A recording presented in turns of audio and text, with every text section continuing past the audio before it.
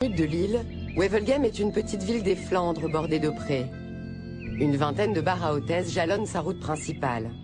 Interdits en France, ces bordels sont ici tolérés. Une centaine de femmes s'y prostituent, 70% sont françaises. Elles travaillent dans la plus grande discrétion. Marie nous a donné rendez-vous dans l'un de ces clubs. Elle est en train de se préparer. En 3 mois à peine, elle a intégré les règles du métier.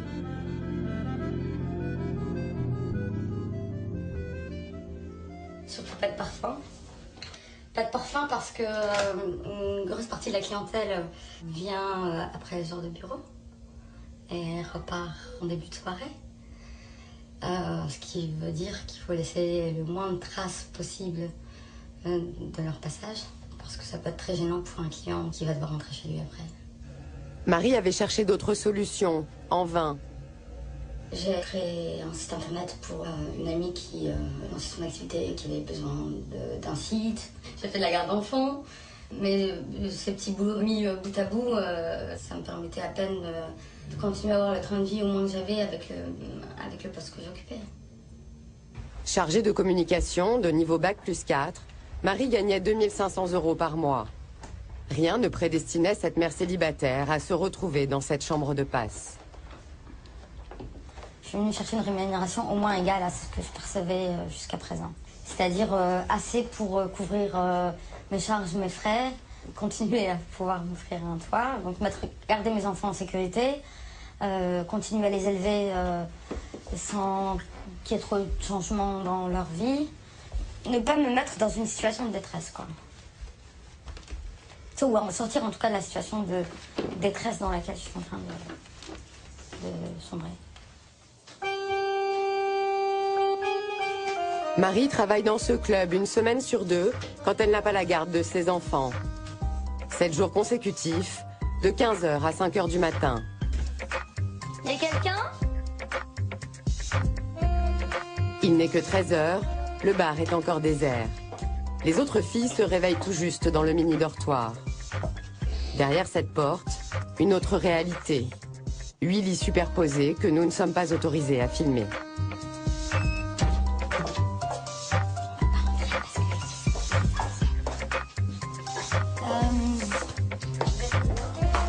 Comment ? Là, on a travaillé. Là je sais pas si j'ai vu tout le monde, je suis pas sur mes 5 là, ou 6. 2 Françaises et 4 Roumaines qui travaillent 14 heures par jour et dorment sur place 5 jours sur 7. Depuis 3 mois, Marie a pris ses habitudes dans cette petite cuisine. En attendant l'arrivée des premiers clients, elle consigne sur son ordinateur tous les instants de sa nouvelle vie.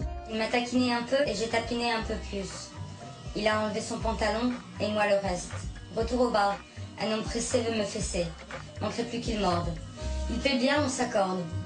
Je me glisse dans la peau de la femme soumise, lui sur la mienne, me fait chienne. C'est une façon de vider votre sac? Non, ma tête. C'est quoi la nuance? Dans mon sac, c'est beaucoup moins bien rangé. Marie ne se livrera pas plus. Elle est ici pour gagner de l'argent et sa collègue vient le lui rappeler.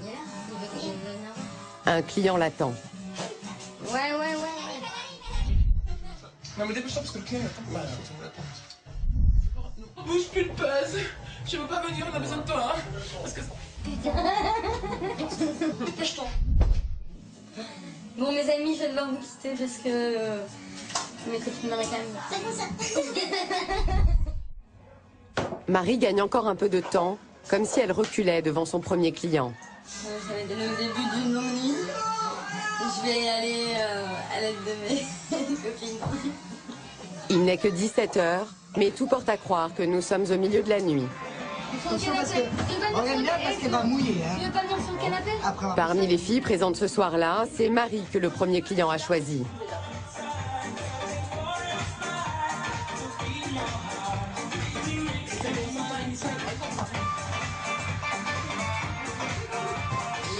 Elle embrasse bien en plus. On dit à la caméra qu'elle embrasse bien ou pas?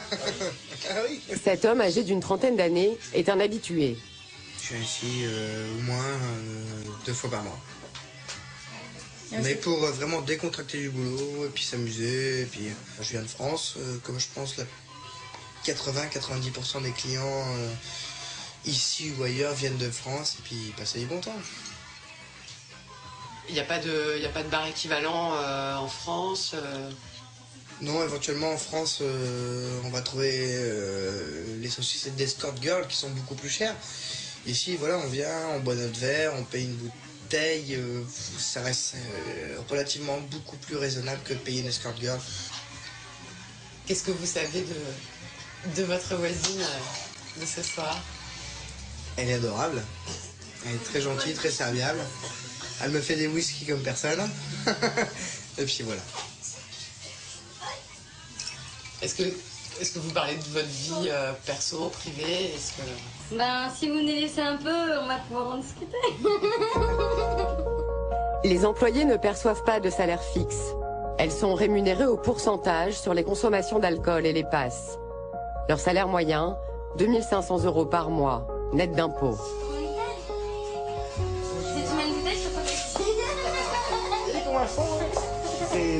Le client s'apprête à partir. Finalement, Marie et Cathy, la maîtresse des lieux, réussissent à le retenir.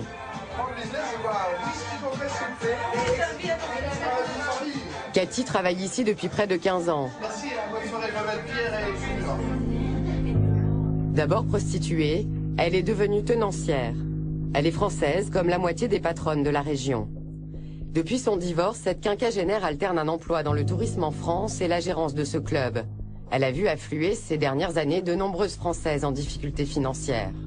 Je pense que les filles qui ont vraiment besoin d'argent et vraiment besoin de s'en sortir, elles cherchent d'abord des clubs où elles sont vraiment déclarées, où elles ont un vrai statut et que ça soit sérieux. Fatalement, on a le sentiment que c'est un milieu qui surfe un peu aussi sur cette détresse, sur cette misère sociale. Oui, bien sûr. Mais bon, qu'est-ce qui est plus terrible de vendre son charme ou d'aller faire des cambriolages? Parce qu'on en arrive aussi aujourd'hui à des femmes qui vont braquer des banques ou des bars tabac, on a vu ça, parce qu'elles n'avaient plus et qui finissent en prison. Un moindre mal? C'est le discours ordinaire des tenanciers de ces maisons closes. Mais comment recrutent-ils? Quels sont leurs arguments pour convaincre ces femmes de se prostituer? Pour le comprendre, nous allons nous porter candidates. Les offres d'emploi sont facilement accessibles sur Internet. Elles annoncent des postes de serveuse ou d'hôtesse en CDI, une bonne rémunération et la possibilité d'être hébergée. Mais jamais la prostitution n'est évoquée.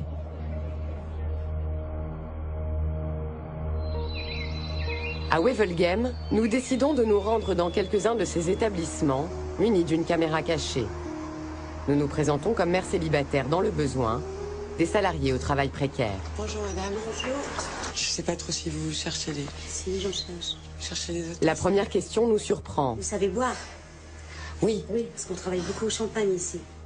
Chaque fille doit absorber 3 à 4 bouteilles de champagne par jour. Alors je vais vous dire comment ça fonctionne. La coupe de champagne c'est 40 €, vous gagnez 20 € dessus. La bouteille de champagne est à 200, vous gagnez 80 dessus. Les montées c'est 100 €, 20 minutes, vous avez moitié, 50. Une demi-heure c'est 150, vous avez la moitié. Et 1 heure c'est 200, vous avez la moitié. Comment ça se passe si on est obligé de monter? Ah ouais. Si le client il veut monter, il faut monter. Ah ouais.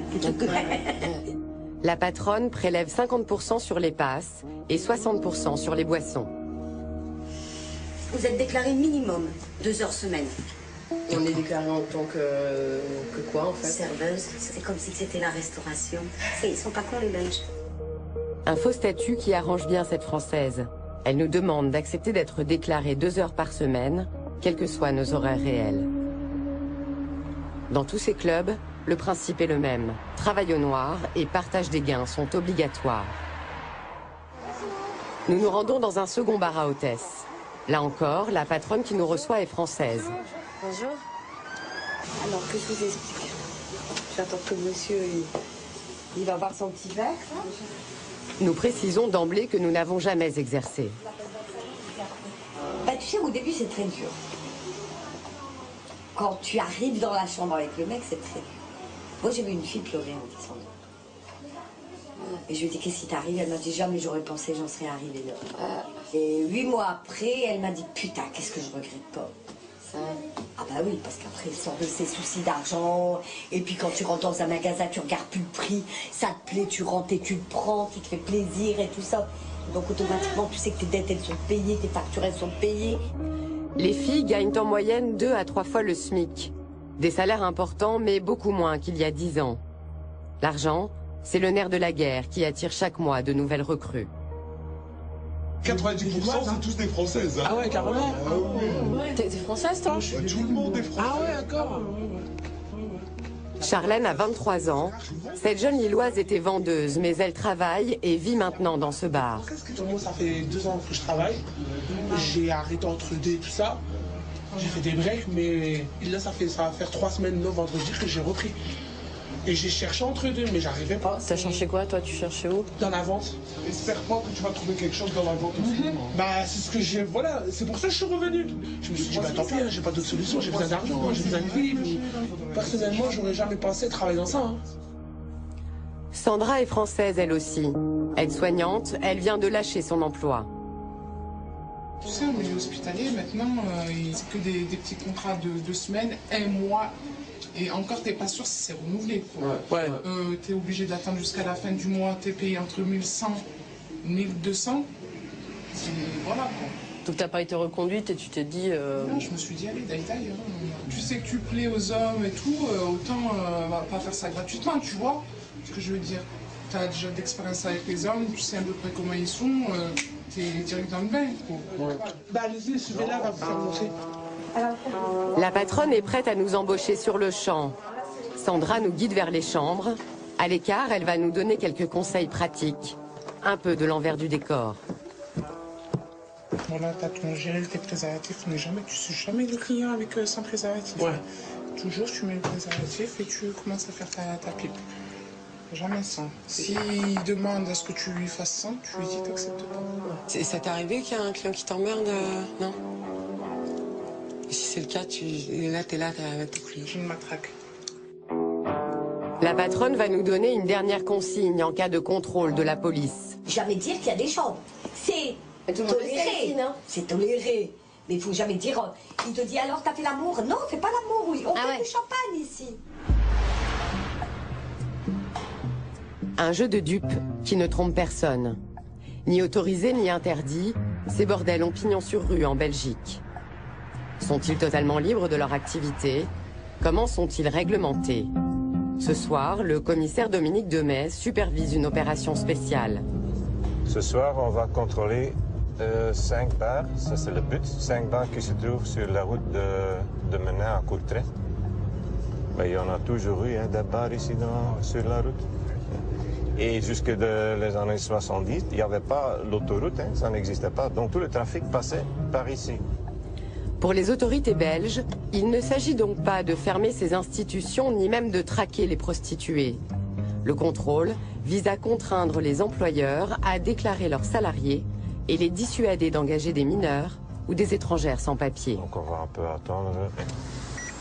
Un policier joue les éclaireurs. Dans la foulée, une dizaine d'inspecteurs investit un premier bar. Les agents de police sont accompagnés par l'inspection du travail, l'inspection des finances et les services d'immigration. D'accord, voilà. Impossible d'assister à ce premier contrôle. Dans un autre bar, nous décidons d'accompagner les inspecteurs avec une caméra cachée. À l'intérieur, 5 jeunes femmes espéraient l'arrivée de nouveaux clients. 4 d'entre elles présentent des papiers d'identité français. La 5e est belge. Les policiers font rapidement une première découverte. Qu'est-ce que vous regardez? Vous ne voyez rien? C'est faux. À la lumière du néon, les 2 cartes ne sont pas de la même couleur. Ça c'est un vrai. D'accord. Oui, ça reflète pas la lumière de la même façon. Mais pourquoi avoir choisi une fausse identité française? Il y en a tellement. Et on vous donne combien à peu près? On vous donne 4 cartes d'identité française. Si vous ne faites pas attention, ça passe. C'est ça. Oui, parce que les Françaises, en fait, elles sont pas embêtées quand elles travaillent ici. Enfin, maintenant, on ne poursuit pas les filles. Hein. Seul l'employeur peut être mis en cause. Il risque 2500 € d'amende pour chaque fille non déclarée. L'inspecteur vient de mettre la main sur d'autres documents. Ici, 2 contrats de travail à temps partiel. Normalement, ici, il faut l'horaire. Les termes du contrat sont vagues. L'employé est engagé selon ses disponibilités. À temps partiel, il faut un horaire. Autrement, on ne peut pas contrôler. Dans ces bars, 70% des hôtesses ne seraient pas correctement déclarées. Ces irrégularités sont monnaie courante. Derrière le comptoir, une inspectrice des finances tente d'évaluer les bénéfices générés par la vente des boissons. Ça doit être les anciens, on n'a pas encore nettoyé. Là aussi, les explications de la responsable sont confuses. Vous m'avez perturbé. Non, c'est 10 € la bière. Les 10 €. 20 € les verres comme ça. Voilà. Et 50 € les coupes de champagne. Ce contrôle va durer plus d'1 heure. Mais à aucun moment, nous ne verrons les inspecteurs s'intéresser aux revenus de la prostitution. Il y a un contrôle sur les sommes perçues sur les ventes d'alcool. Oui. Est-ce qu'il y a un contrôle effectué sur les sommes perçues en matière de commerce du sexe, en fait? Non. Donc on reste quand même dans une zone grise. C'est une zone grise, c'est ça. Mais vous savez vous fermer les yeux ou comment vous c'est pas nous en décider, ça c'est la politique criminelle des parquets en Belgique et c'est partout que c'est comme ça. Donc finalement, une femme française qui vient ici gagner de l'argent dans la prostitution, elle ne risque pas d'avoir d'ennui. Non. Sauf s'il y a des cas où il s'agit des filles qui sont placées contre leur volonté, qui ont abus, exploitation sexuelle. Et ça. À ce moment-là, il va y avoir un dossier judiciaire qui va être ouvert. Mais pour le reste, c'est une politique de tolérance. C'est peut-être pour ça que les Françaises viennent travailler chez vous, non? Ah, ça se peut.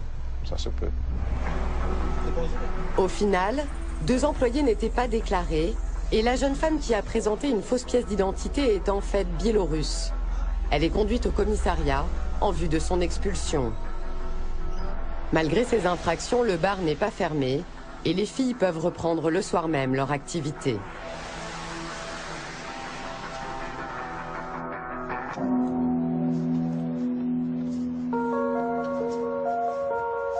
Le lendemain matin, nous retrouvons Marie, un peu embrumée par sa veillée. Elle vient de terminer sa semaine de travail. Elle rentre chez elle, en France.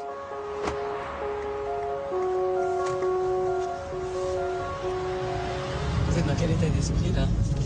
Je suis contente de rentrer. Je vais aller chercher ma fille à l'école à 4h30. Je vais retrouver mon fils un petit peu plus tard, à la maison.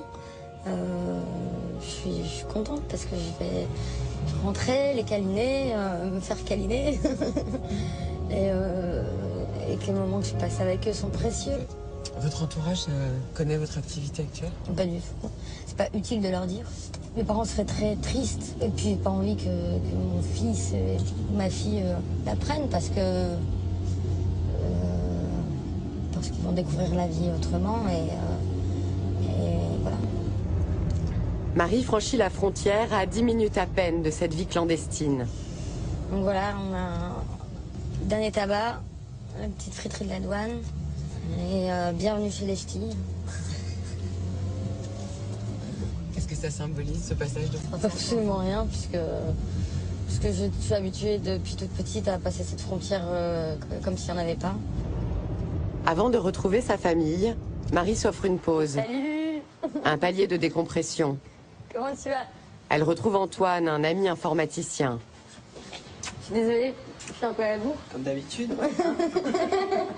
Antoine est en fait l'une des rares personnes à qui Marie a confié son secret. Si je lui ai parlé aussi de ma situation, c'est parce que je savais qu'il était bienveillant. Il n'a pas été outré, il ne s'est pas détourné de... Il n'a pas tiré un trait sur notre amitié. Le tout, en fait, c'est de l'accepter et de ne pas juger. Moi, je ne juge pas. Tolérant mais inquiet, Antoine a vu son ami basculer d'une vie de cadre à la précarité et la prostitution. On se rend compte qu'à tout moment, on peut faire son travail et se retrouver à la rue, quoi. Donc, il a trouvé sa solution et elle se bat là-dessus, quoi. Donc, j'espère que c'est temporaire et qu'elle tombera pas. J'espère que parce que c'est de l'argent facile et que quand on connaît l'argent facile, c'est dur de s'en sortir, quoi. C'est dur de se dire, ben voilà, je vais arrêter. Entre guillemets, je vais retrouver un vrai taf, quoi. En attendant, avec ce travail, Marie parvient à vivre presque comme avant. Donc c'est toi qui m'invites alors? Avec plaisir. C'est mon salaire de la semaine. 1380 € net, en liquide, dont un tiers gagné sur le temps passé en chambre. Marie reprend sa route vers l'école maternelle où sa fille l'attend. Pour moi, la vraie frontière, elle est là. C'est maintenant. C'est maintenant que je vais laisser derrière moi ce qui s'est passé cette semaine et où ma vie reprend son cours normal. Cette double vie restera-t-elle une simple parenthèse?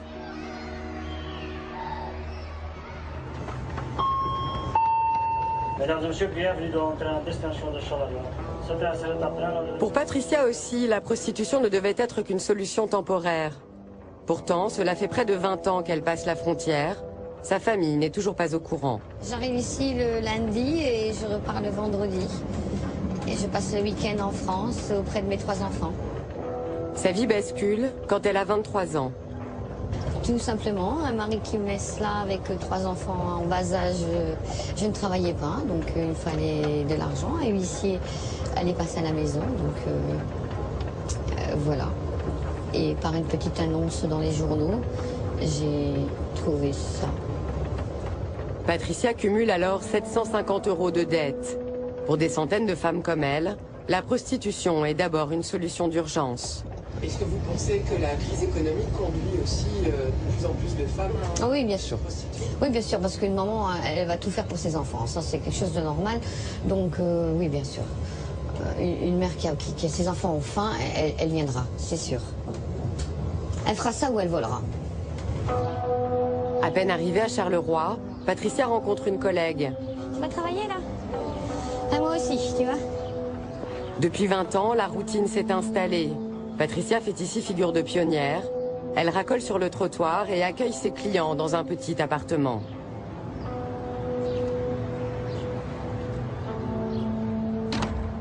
Ça, c'est la chambre de Anne et de Isabelle. Nous sommes 3 filles à travailler au même endroit. C'est pour se partager déjà le loyer, enfin voilà. Et aussi par sécurité, parce que quand on est plusieurs, voilà, quoi, on a moins de risque d'être agressé par un client. Je vais vous montrer ma chambre. Ici, les 3 femmes se sont construit leur univers, sans patronne, ni champagne. Voici, ça c'est ma chambre, voilà, où je reçois mes clients. Patricia travaille à son compte depuis 10 ans, mais elle aussi a commencé dans les bars de la frontière.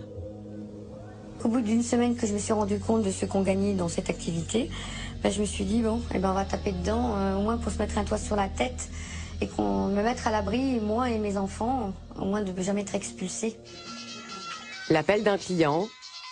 Nous interrompons l'entretien. Allô? Les conditions, c'est 25 € la fellation et 50 avec le rapport.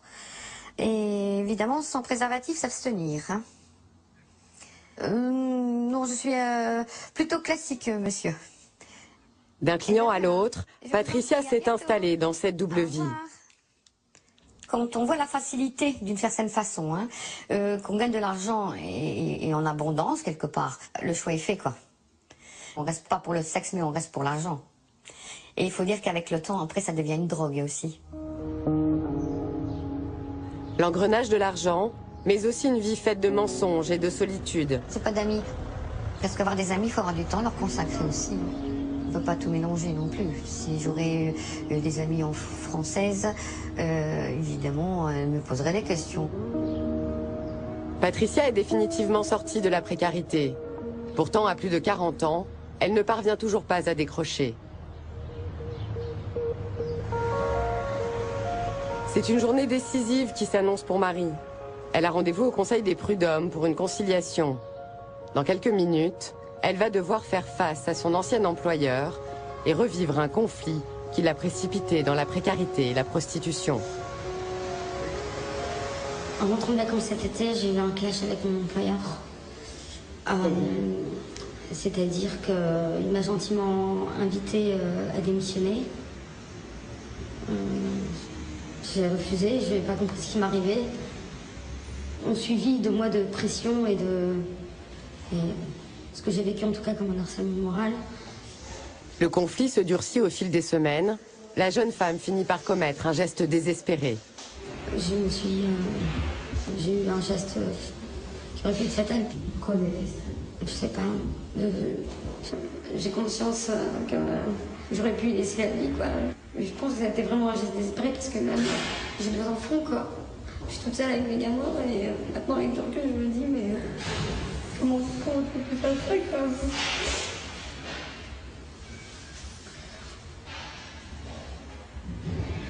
Je sais que mon fils ne m'aurait jamais pardonné. Je sais pas.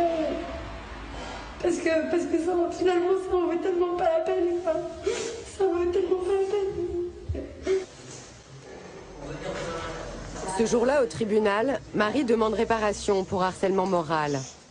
Elle espère obtenir plus d'1 an de salaire pour reprendre le cours d'une vie normale et ne pas retourner dans son club en Belgique. L'audience de conciliation ne va durer que 10 minutes. Aucun accord n'a été trouvé. Marie est dans l'impasse. Le jugement a été fixé dans 3 mois. Concrètement, ça veut dire quoi pour vous? Ça veut dire que je suis en sursis. Je viens de me prendre 3 mois de sursis. 3 mois pendant lesquels je me sens incapable d'envisager quoi que ce soit après. Hier soir, je réfléchissais et pour la première fois, je me suis dit, allez, c'est pas une vie ce que je suis en train de faire là. J'avais envisagé le fait d'arrêter de travailler dans ce club. Maintenant, ici l'audience. Donc j'ai entendu la date, je me suis dit, ok, ça va, je retourne. Je retourne cet après-midi. Marie va de nouveau traverser la frontière vers la Belgique, là où 15 000 femmes